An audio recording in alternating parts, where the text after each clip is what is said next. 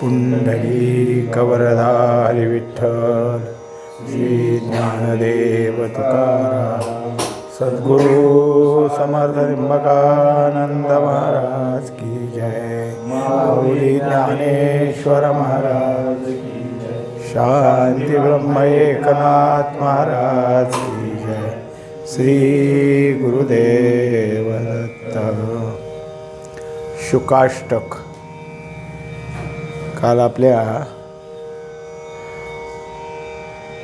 384 ओव्या झालेल्या आहेत।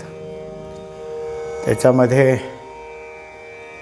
पूर्ण सुखभोग झाला, मग इंद्रियांच्या ठिकाणी हे कसं निर्माण होतं याची विचारणा केली होती। इंद्रिये सुखी झाली, इंद्रियाचा विषय सुखच आहे।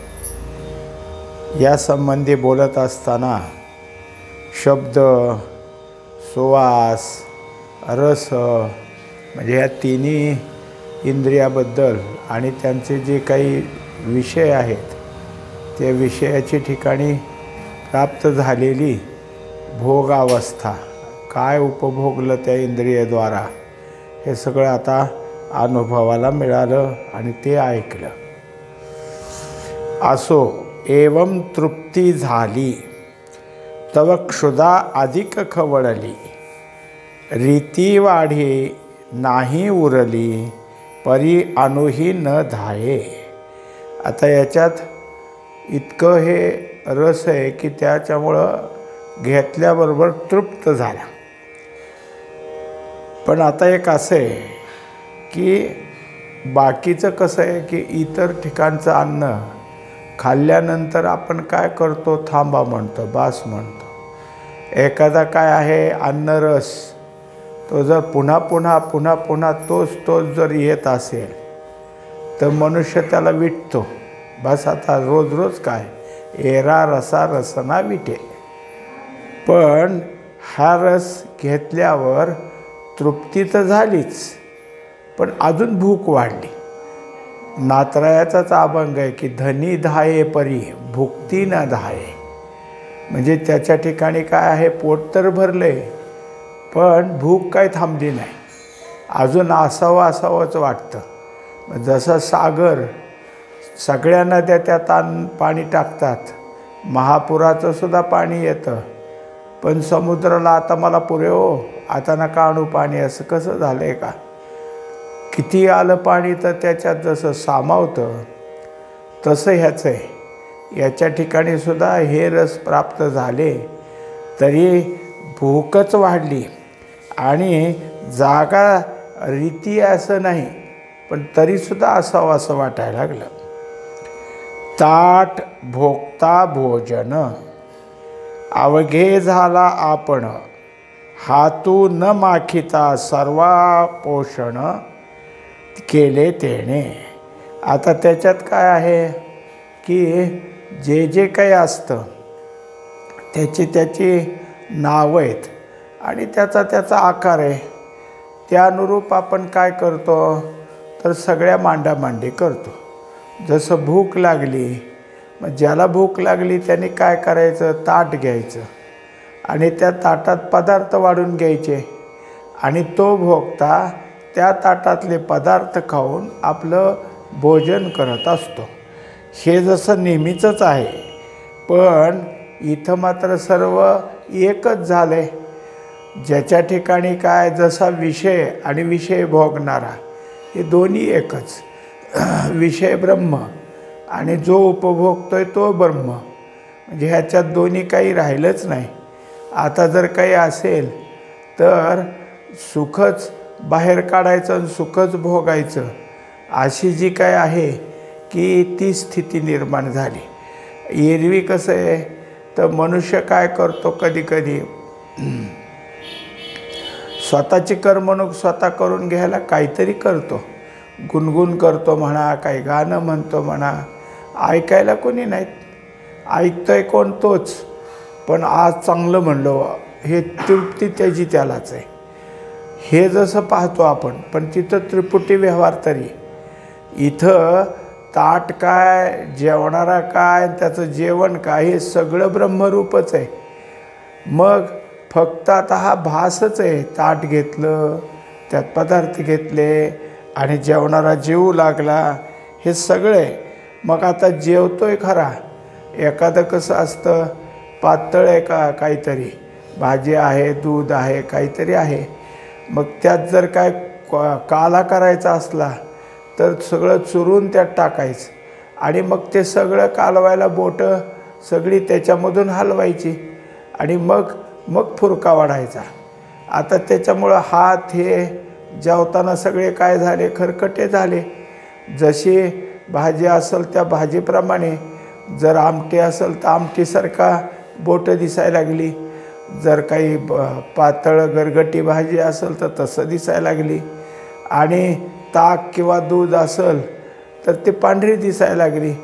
बोटं काय झाली तर त्या सगळ्या काल्यामध्ये बुडायला लागली. हे जसं आहे तसं इथं हातून न माखिता, आता हे जेवण चाललं आहे पण हात काय भरत नाहीत.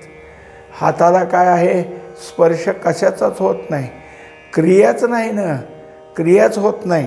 कारण का, त्याचं जे काय आहे ते नुसतं आपोषण नाही, सर्वापोषण, म्हणजे सगळ्याचंच आपोषण घेतलं आहे.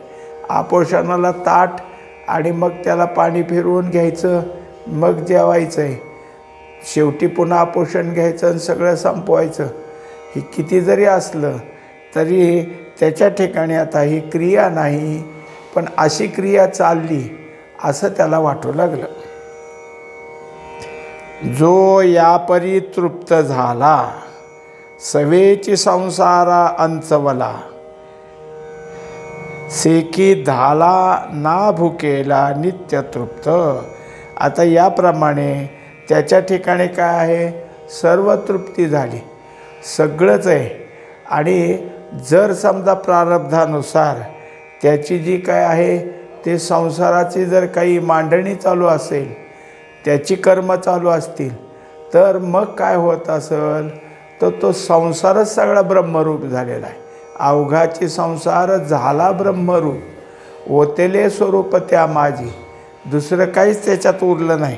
त्याच्यामुळं त्या संसाराला त्याने काय आहे की करून घेतलं, तरी त्याची काय आहे भूक भागली असं नाही, पण भुकेला आहे असंही नाही, म्हणजे नित्य तृप्त आहे. समजा जे साधू महात्मे अथवा जे परमार्थातले असतात आणि त्यांच्या ठिकाणी काय आहे की जे काय असेल ते श्रवण चाललं आहे, पण जो चिकाटीचा ऐकणारा असतो तिथल्या श्रवणाची वेळ संपली. आता जे काय होतं तासभर 2 तास ते सगळं संपलं, आता झालं म्हणले. पण तुम्ही म्हणलं असतं तर मी अजून पुढं घेतलं असतं श्रवण. घ्या की म्हणले, आम्हाला पाहिजे अजून, म्हणजे तो 2 तास झाले आता पुरे असा श्रोता म्हणत नाही. वक्ताच म्हणतो मला चाला घ्यायचं आहे, म्हणलं की श्रोता म्हणतो हो मी ऐकणारच आहे.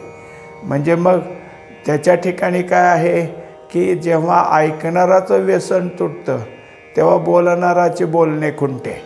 पण इथं दोन्ही नाही, हे अखंडच चालू राहिलं. स्पर्श जो लागे तो अंगाचे नि अंगे, पार्थिव टाकोनी मागे विदेह भोगी. आत्तापर्यंत रसनेबद्दलचं बोलणं झालं, आता निघालं स्पर्शाचं. मग हे स्पर्श इंद्रियाला सुद्धा काय आहे तर कशाचा स्पर्श होतो काय. आता जसं आपल्याला कोणी येऊन खेटलं तर हा मनुष्य धक्का देतो आहे किंवा ह्याचा धक्का स्पर्श झाला म्हणता येतं.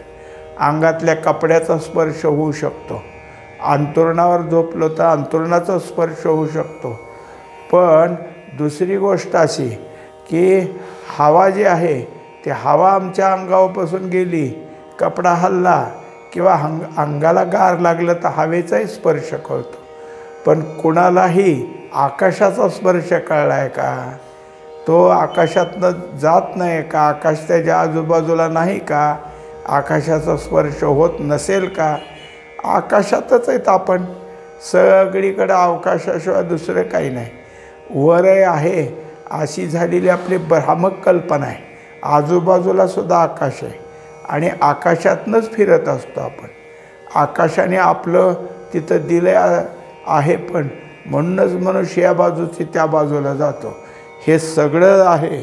आता त्याच्या ठिकाणी काय झालं, हे सगळं आकाशसुद्धा आहे, पण त्या ज्या देहाला ह्याचा स्पर्श व्हायचा आहे तो देह, त्याला त्यांनी पार्थिव म्हणले. हे पार्थिव टाकून मागे त्याला त्या देहाचं आता काय झालं, कोणतंच देह भान नाही, देहाचा भावही नाही. मग हे कसे आहेत आता, तर ह्यांना विदेही म्हणायचं. यांच्या ठिकाणी देह नाही पण विदेही. असो ऐसा कोठे आठवची नाही, देहीच विदेही भोगू दशा. या त्यांच्या स्पर्श ह्या इंद्रियाचा आता त्यांना अनुभव येत आहे. मृदू का कठीण, शीत का उष्ण, परिणमुनी एके प्रमाणे द्वंद्वातीत. आता त्याच्या ठिकाणी कसं, हे द्वंद्व आहेत. आपल्याला काय आहे, स्पर्शात काय कळत असतं, हे मऊ आहे, हे कठीण आहे, दुसरं हे थंड आहे, हे उष्ण आहे, हे सगळं खरं आहे. पण तिथं कोणत्याच प्रकारचं द्वंद्व उरलं नाही. त्यामुळं हे काय आहे आणि हे काय आहे, काही नाही. सगळं त्याच्या ठिकाणी काय आहे, तर मृदुत्व असो नाही तर कठीण असो, दोन्ही काही वाटत नाही. हे सगळं का, तर त्या स्पर्शामध्ये द्वंद्व नाही ना. एरवी आपण पाहिलं भगवद्गीतेने 2ऱ्या अध्यायात प्रत्येक इंद्रियांचं द्वंद्व कसं हे सांगितलं. डोळ्याचं द्वंद्व आहेच, स्वस्वरूप कुरूप. कानाचं आहे सुश्राव्य कुश्राव्य, ऐकू नये असं. ही सगळी द्वंद्व सगळ्याला लागतात. पण इथं आता द्वंद्वच संपलं, निर्द्वंद्व निशंक. आता अशी अवस्था झाल्यामुळं याच्या ठिकाणी हे मृदू कठीण हे राहिलं नाही. शय्या शयन शेजारी, आपणची तळीवरी, ऐशे मृदू आरुवारी, शून्य होऊनी पहुडे. आता त्याला झालं स्पर्शाचंच आल्यानंतर मग झोपायचं सांगितलं.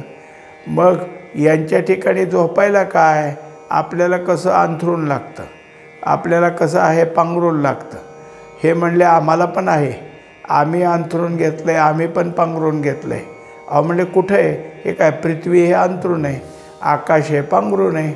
आता झालं त्याच्यामुळं किती जरी झालं तरी शयन शयन आणि त्याच्या शेजारी सगळे एकच झाले. कारण पृथ्वी ही पृथ्वी जरी असली ना, आकाश जरी असलं, आता पंचमहाभूताच्या पुढं गेला आहे, हा गगनाहूनी वाढ तिथं गेला आहे. त्यामुळं पृथ्वी तत्वाने कुठे आहे. पण आता चाललं आहे काय आहे, त्वचेचं राज्य चाललं आहे. त्वचा कशी आहे, सुखभोगते सांगतात. मग त्वचेला या तऱ्हेनं सुख उपभोगता येतं.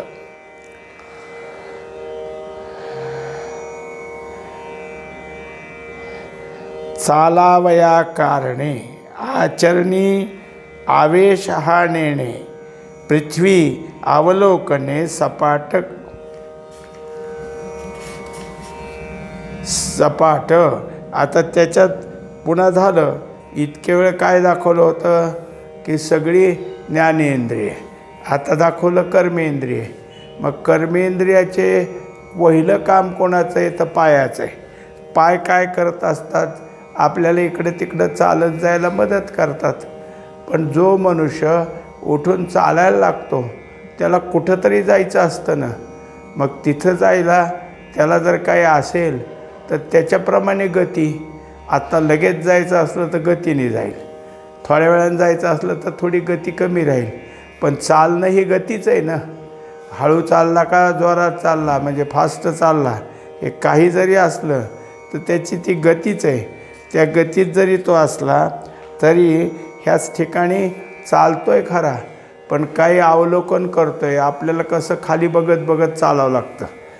म्हणजे 2 गोष्टी असतात. खेड्यात जर मनुष्य एखादी मोटरसायकल चालवत असेल, 4 चाकी चालवत असेल तर रस्ता बघत चालायचं असतं. कारण रस्ता खड्ड्याखुड्ड्याचाच असतो खेड्यातला. आणि शहरात चालवायचं असलं तर माणसं बघत चालावं लागतं. रस्ता सपाट असतो, रस्त्याला काय. पुढची माणसं इकडे इकडे सरकतात का काय, तो तिथंच बोलतो बऱ्याला तर हॉर्न देऊन बाजूला सरकून. शहरात बघावं लागतं समोरच्या माणसाकडं, खेड्यात बघावं लागतं रस्त्याकडं. ह्याचं काहीच नाही आणि अवलोकन करायचं काहीच गरज नाही, सगळं एकरूपच झालेलं आहे. मग निराळी होऊनी आगळी सप्तपाताळांतळी वाट करी सोजवळी चालावया. आता याच्यात काय आहे की जसं काय हा आकाशातून चालतोय निराळी, मग ते हे होते आपले कोण नारद मुनी, म्हणजे ते चिरंजीवच ते आहेत. पण दुसरी गोष्ट अशी की त्यांना त्रिभुवनात कुठे हिंडता यायचं, त्रिभुवनातल्या कोणत्याही वरचे सप्तलोक असो नाही तर पाताळातले सप्तलोक असो कुठेही जायचे, आणि कुणी देव असो नाही तर आसुर असो बंधनच नव्हतं त्यांना, कोणाच्याही घरी जायचे, कोणी त्यांना याच म्हणायचं. म्हणजे ते जसं सहज इकडून इकडं जायचे, त्यांच्या चालण्याला काही गरज नसायची, ते सहज तिथं की तिथं. तसं ह्याचं झालं आहे, याला चालताना काही अडसर आलेला नाही. एवं वर्तता ऐसा होये एरवी चिन्मात्र पाहे पहातीही विद्या जाये निपटोनिया. आता त्याच्या ह्या सगळ्या वर्तनामध्ये त्याच्याजवळ हे मी पाहतो, हे ऐकतो, ह्याला हात लावतो, ह्यातलं काहीच नाही ना. कारण ते सगळं इंद्रियांचं, आणि इंद्रिय हे सगळं ओळख करून देणार आहे. पण इंद्रियच ब्रह्मरूप आहेत, त्यामुळं पुढच्या गोष्टी सगळ्या आहेत त्याच्याशी काय, सगळ्या इंद्रियाच्या ठिकाणी हा परमात्माच विषय आणि सर्वच इंद्रियाला सर्वव्यापक परमात्मा हाच अनुभवायला मिळत आहे. सर्व इंद्रियासी देही सत्यत्व या स्थिती पाही रोकडे ठाईच्या ठाई प्रत्यक्ष झाली. याप्रमाणे सगळीच इंद्रिये देह हे सगळं ह्या सत्य परमात्म्याशी, वास्तविक आपण काय आहे देहाकडं बघू नये, नाहीतर जीवाच्या दृष्टीने पाहिलं तर आपण सत्यच आहेत ना. जीव हा काय, जीवन देखे मरण धडी सोडी सांडी जीर्ण, म्हणजे तो काय करतोय, वरचं टाकून देतोय कापड, तो आहे तोच आहे. आमचं लक्ष देहाकडं जातं म्हणून देह संपला म्हणतो आम्ही. जीवाकडं ठेवलं असतं तर कशाला काय संपलं काय राहिलं काय, काही त्याच्या ठिकाणी नाही, कारण त्याला ते सगळं एकच आहे. तसं इंद्रियांचं एक झाल्यामुळं ते सत्यच राहिलं. आता हे आहे आणि हे नाही. आपण कसं एखाद्या रस्त्याला बरेच दिवसापासून गेलो नव्हतो, आता गेलो, मग कितीतरी बदल झालेले दिसतात. अरे हे ते नवीन आलं, ते नवीन आलं, पण इथलं जुनं काय झालं, तिथलं काय जुनं झालं, म्हणजे काय असत्यात बुडलं ते गेलं म्हणून आता समोर दिसतंय ते सत्य असं आम्हाला वाटायला लागलं. म्हणजे सत्य आणि असत्य हे सगळंच असतं. इथं फक्त सत्य राहिलं, असत्याचं काही राहिलंच नाही. कारण असत्य हे कुठं होतं, आकारावर होतं. आकारच फक्त काय होता, बदलणारा आकार होता. पण जे आकार ज्याच्यावर हा बदलतो ती वस्तू तशीच होती, तिकडं लक्ष गेलं. एवढा स्वप्रकाश ठसा पहिले झाकवला होता कैसा, आता देखतो हे दशा कैची म्हणसी. आता त्याच्या ठिकाणी एक झालं की इतकं सगळं हे प्रकाशमय झालं आहे, काही कुठं नाही इतकं आहे. म्हणजे हे कुठे गेलं तर आधी, मग आधी मला दाखवत होतं ते काय होतं, मी ज्याच्यात गुंतवत होतो ते काय होतं. कसं असतं, एखादा फार मोठा जर प्रकाश असला, अति आपल्या डोळ्याच्या नजरेच्याही पेक्षा जास्त, तर आपल्याला प्रकाशच दिसतं, ते पुढं काही दिसत नाही. आता ते ह्याचे नाहीत का मोटरसायकल किंवा चारचाकीला मोठे दिवे लावलेले असतात, अगदी पांढरे शुभ्र, आणि ते तोंडावर आले की काहीच दिसत नाही. आणि त्याने त्या पुढच्याने तर हौसच करायची, समोरच्याला काय त्रास होतो आहे काय त्याचं काही नाही. ते दिवे त्यांनी फोकसमध्ये मारायचे, जवळ आल्यावर आपला खाली घ्यावं, त्याला जाऊ द्यावं काय नाही, जाणून बुजून पुढं. हे सगळं जसं मोठा प्रकाश आल्यावर आपल्याला काहीच दिसेनाचं होतं, तसा हा सर्व प्रकाश झाला. पण त्याच्या असं लक्षात आलं की प्रकाश हा कुठून आला आहे आता, तर कळाला आहे परमात्म्याचा. पण अगोदर कसा नव्हता? मग अगोदर कुठं झाकला होता? जरी जन्मलिया बाळा उघडवी तसे डोळा, परी ज्ञानाची कळा अप्रत्यक्षा. आता जे बाळ जन्माला आलं, मनुष्याचं जे असतात ते काय करतं, लगेच आपलं थोडंसं झालं त्याला काही तास, 2 तास, 4 तास, तर ते बघायला लागतं टुक टुक टुक सगळीकडं. नाही तर त्याला काय मान हलवता येत नाही, पण बघतं. आणि शिवाय थोड्या वेळानं झोपी जातं. जागं झालं की पुन्हा पाहतं. मग डोळे उघडले, हे काय पाहतो ह्याचं काहीच नाही. असं शास्त्र सांगतं की हे जे काही बाळ जन्माला आलं म्हणजे मग 3-4 महिन्यानं आईला ओळखायला लागतं. आता बरोबर आईचा चेहरा ओळखायला येतो. एरवी काय आहे, तुम्ही आम्ही हा हा करून किती त्याच्या पुढं मान हलवली, काहीतरी हलतंय म्हणून त्याला हसू येतं. आपलंच तोंड आहे माहीत नाही. पण आई पुन्हा ओळखायला यायला लागली आणि त्यानंतर वडील ओळखायला यायला लागले. मग 2च. त्याच्यामुळं ते गेलं तर आईकडंच जातं, वडिलाकडं परत जातं. आणि मग आजूबाजूचे बहीण भाऊ हे कोणी असतील, अजून आजी वगैरे, ह्यांना पुन्हा ओळखतं. आणि मग ह्यांच्याकडं जावं, त्यांच्याकडं जावं, हळूहळू सुरू होतं. पण हे कसं आहे, डोळा उघडल्या दिसतंय, पण ज्ञान आहे का? तर काय पाहिलं हे काही नाही. तेव्हा ते सगळी दृष्टी निर्विकार आहे. त्या दृष्टीच्या ठिकाणी काय पाहिलंच काही नाही, कशाचंही काही नाही. ज्ञान नाही तोची प्रौढ वयसे, सर्व पदार्थी ज्ञाता दिसे. तेवी अहंतेसी नाशे, सोहंता प्रत्यक्ष. आता जेव्हा हे सगळं जर काय आहे, ते सगळं ज्ञान आपल्या ठिकाणी काय झालं आता, की चांगल्या प्रकारचं कळायला लागलं. म्हणजे जसं सुरुवातीचं ज्ञान आहे, त्याला माऊली सांगतात इवलेसे रूप लावी येले द्वारी. ही इवलेसे रूप म्हणजे थोडंसं ज्ञान आहे. ते आताशी काय करतं आहे, धरसोड करतं आहे. हे समजलं, ते समजलं, ते असं तऱ्हेच आहे. पण जे आता परिपक्व झालं आहे त्याला प्रौढ वयस आहे. म्हणजे त्या ज्ञानात आता काय आहे, संशय यायचे नाहीत, पक्क झालं ते ज्ञान. असं जिथं ज्ञान झालं आहे, सर्व पदार्थी ज्ञाता दिसे. मग त्या सगळ्या पदार्थाच्या ठिकाणी मी स्वतःला अनुभवतो आहे हे ज्ञाते पण तिथं आलं.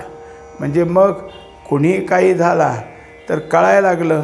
ज्ञाता निर्माण व्हायला, कळायला थोडंफार काय आहे, त्या ज्ञानाची परिपक्वता व्हावी लागते. जसं नाथ महाराज त्यांच्या जनार्दन स्वामीबरोबर बाहेर गेले आणि जंगलात गेल्यावर तिकडून एक फकीर आला.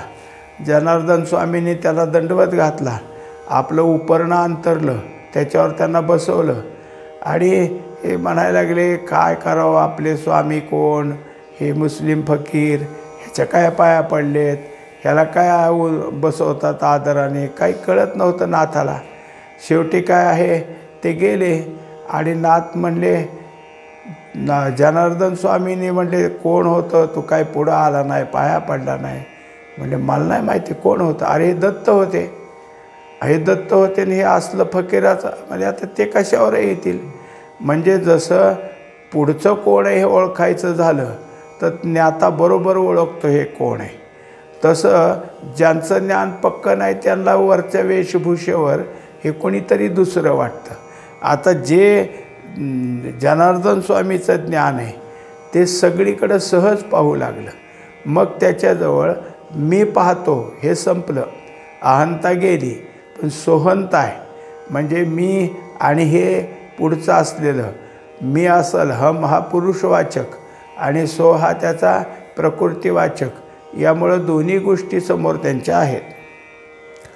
सर्वेंद्रिय प्रवृत्ती जनी भोगू हा भोगिती, त्यासी सत्याची प्रतीती हातवसे सिद्ध.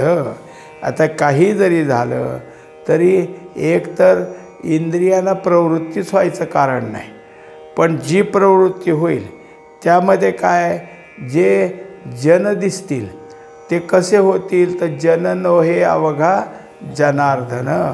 हेच त्याच्या ठिकाणी असल्यामुळं जनार्दन रूपाचा भोग आहे. जसं एक परळीला साधू होते जगमित्र नागा, त्यांना जगमित्र म्हणायला लागले.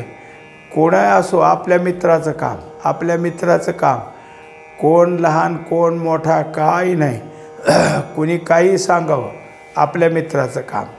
नाही सांगितलं तरी त्याचं काय ओळखायचं, ह्याला काहीतरी हा शोधतोय किंवा ह्याला काहीतरी गरज आहे, त्यांच्या लक्षात यायचं आणि त्याचं काम करायचं. ते मग हे जसं काम करत होते म्हणजे मित्र म्हणून नाही, तर हा परमात्माच आहे, ईश्वर रूपाचंच आहे. आता हा दिसतोय खरा, पण त्याची सेवा केली तर मी त्याची नाही सेवा केली, मी कोणाची सेवा केली तर मी ईश्वराची सेवा केली.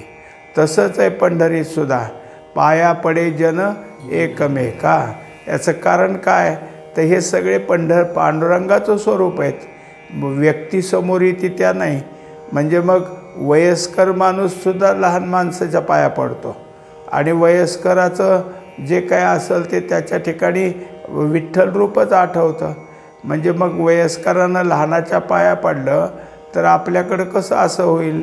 आपण काय करतो, जे वडीलधारी आहेत त्यांच्या पाया पडतो. वडीलधाऱ्यांनी पाया पडायचं म्हणजे कसं होईल. पण इथं मान नाही, पंढरीत काहीच नाही. मग पंढरीत सगळे काय एकमेकाच्या पाया पडतात. याचं कारण प्रत्येकजण आपल्याला सगळ्याला काय आहे, पंढरनाथाचं स्वरूप समजतो. जे सत्याचे सत्य, सत्यपणे नित्य, तेची जाण सत्य त्याचा भोगू. आता हे परमात्मा स्वरूप आहे. परमात्मा स्वरूपाच्या ठिकाणी आपल्याला लक्षात याकरता नावं ठेवली, सत चित आनंद. आता तुम्ही मी नाही असं कधी म्हणतो का स्वतःला? स्वतःला मी आहेच. दुसऱ्याने जरी विचारलं तुम्ही आहेत का, तर हो म्हणूच, आणि नाही विचारलं तर नाही का, आपण आहेच म्हणजे सत्य आहे. तेव्हा ह्या सत्य हेच मुख्य आहे. सगळीकडे माया एवढी जरी झाली असेल, तिने जगत जरी करून ठेवलं असेल, तरी सतपणावर आवरण नाही घालता आलं तिला. तिने चितपणाचा विपरीत भाव केला आणि आनंदाला झाकलं, पण सतपणाला झाकलं नाही. म्हणली ह्याला का नाही झाकत, मी कशावर राहू म्हणली. मी आहे हे दाखवायला मग कोणतरी पाहिजे. म्हणून जसं ते कायम आहे, सत्य कायमच आहे, त्याप्रमाणे सत्याचा सत्यपणे नित्य, तेची जाण सत्य त्याचा भोग. एकंदरीत हे सगळं काय आहे, सत्यच आहे. आणि म्हणून जो अनुभवी तो सत्याचाच भोग घेत राहतो. वास्तविक भोगायचं कारणच नाही, कारण भोगता उरलाच नाही. पण आता आपल्याला सगळं समजून सांगायचं म्हणल्यावर तिथं भोगता आणि भोग पुन्हा भोग्य हे सगळे कसे एक झाल्यावर भोगच कसा असतो ते सांगायची जशी गरज पडली. आणि तसं नसतं सांगितलं तर कळलंच नसतं ना. समजून सांगण्याचा प्रयत्न करणारे संत महात्मे असतात. एखादी गोष्ट अशी कशी तर्काने आपल्याला जर आलं तर असं कुठं, आता सगळं एक झाल्यावर त्यांची इंद्रिय तरी कशी राहिली, सगळं एक झालं म्हणजे आपल्याला समजलं पाहिजे. म्हणून या सगळ्या मांडण्या केल्या आणि हे आपल्याला सगळं समजून दिलं. सत्य असत्य दोन्ही त्यजोनी बैसे समाधानी, तेने सत्याची राजधानी भोगी जे जेणे भोगे. आता त्याच्या ठिकाणी सत्य ना असत्य हे दोन सापेक्ष शब्दच उरले नाहीत. सत्य हेच एक राहिलं, असत्य कशाला राहायचं आहे. म्हणजे जेव्हा एखाद्याला काही एकुलता एक मुलगा असला, दुसरी मुलगी नाही, काही नाही, मग हा थोरला का धाकटा, ह्याला काय ते शब्द लावायची गरजच नाही. तसं हे कायमचं सत्य झालं, त्याच्यात कायम त्यात सगळ्या असत्याला त्यजलंच. आणि म्हणून तो या समाधानाच्या ठिकाणी, सत्याच्या राजधानीच्या ठिकाणी येऊन स्थिर झालेला आहे. हा सत्य स्वादू साचे, त्यासी अमृतही न रुचे, अमृता गोडपण ज्याचे, ते सर्व इंद्रिये भोगी. आता त्याच्या दृष्टीने काय केलं, किती समजून सांगावं नाथाने बारीक बारीक करून. म्हणले इतकं सत्य त्याच्या अनुभवात आहे, भोगात आहे. कोणी अमृत आणून दिलं तरी म्हणलं ह्याला काय करायचं, ही इतकं गोड आहे, ह्याच्या काय आहे, हे इतकं गोड नाही, म्हणजे अमृताला फिक्कं म्हणणार. आणि हे जे काही आहे उपभोगायचं ब्रह्मज्ञान, ब्रह्मदशा, या ब्रह्मदशेशी एकरूपतेनं तेच तो भोगत राहतो आणि तेच सगळ्या इंद्रियाच्या ठिकाणी भोग आहेत. पुंडलिक वरदारी विठ्ठल श्री ज्ञानदेव तुकाराम सद्गुरु समर्थ त्र्यंबकानंद महाराज की जय. माऊली ज्ञानेश्वर महाराज की जय. शांती ब्रह्म एकनाथ महाराज की जय. श्री गुरुदेव दत्त.